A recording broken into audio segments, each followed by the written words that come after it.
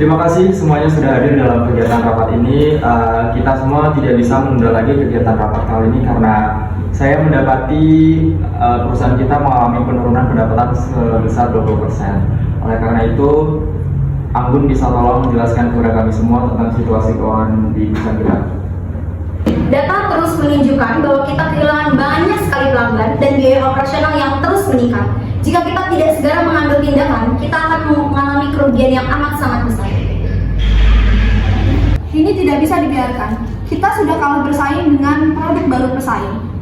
Kenapa kita tidak mengantisipasi ini dari awal?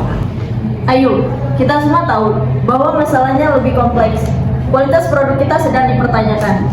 Saya dan tim produksi sudah berusaha keras. Tetapi, jika desainnya tidak menarik, apa yang bisa kami lakukan? Rekan-rekan semua, kita tidak bisa saling menyalahkan. Situasi ini mempengaruhi kita semua. Jika kita tidak bisa berkolaborasi, mungkin kita harus mempertimbangkan pemecatan. Saya sudah menerima banyak keluhan dari pelanggan. Mereka merasa kami tidak peduli lagi. Itu menyedihkan. Saya tidak ingin melihat perusahaan ini hancur. Kami dari R&D sudah mengusulkan banyak ide inovatif, tetapi selalu ditunda. Jika kita bersaing tanpa inovasi, apakah ada yang mendengarkan? Dan bagaimana dengan layanan pelanggan? Kami di sini sudah berjuang untuk melakukan yang terbaik. Tetapi jika produk kita tidak bisa diandalkan, apa yang harus kita lakukan? Di sini kami merasa terjepit.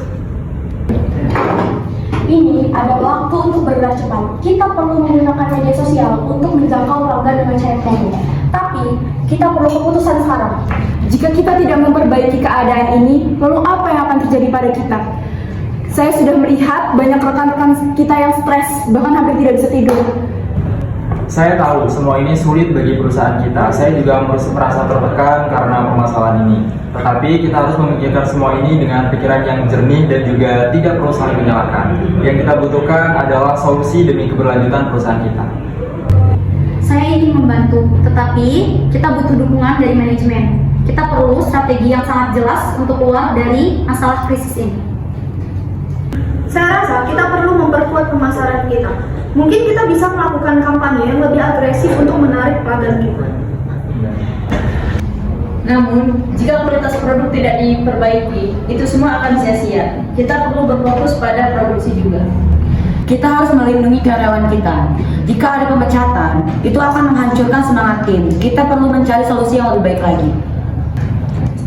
Setuju. Jika kita bisa mendengarkan masukan dari pelanggan dan memperbaiki apa yang kurang, kita bisa kembali ke jalur yang benar. Jika kita bisa melakukan kolaborasi antara tim pemasaran dan R&D, kita bisa menciptakan produk yang lebih menarik dan sesuai dengan kebutuhan pasar. Oke, kita di sini juga harus meningkatkan pelatihan untuk tim layanan pelanggan agar bisa mengatasi keluhan menjadi lebih baik. Jadi komunikasi yang baik itu sangat penting. Kita harus melakukan pertemuan rutin untuk mendiskusikan ide dan progres. Kita harus bersatu dan bergerak cepat.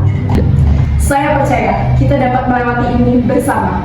Kita perlu saling mendukung dan mengingat bahwa kita semua ada di dalamnya bersama-sama. Baiklah, jadi langkah pertama yang perlu kita ambil adalah untuk meningkatkan kualitas produk dan juga layanan dari perusahaan kita.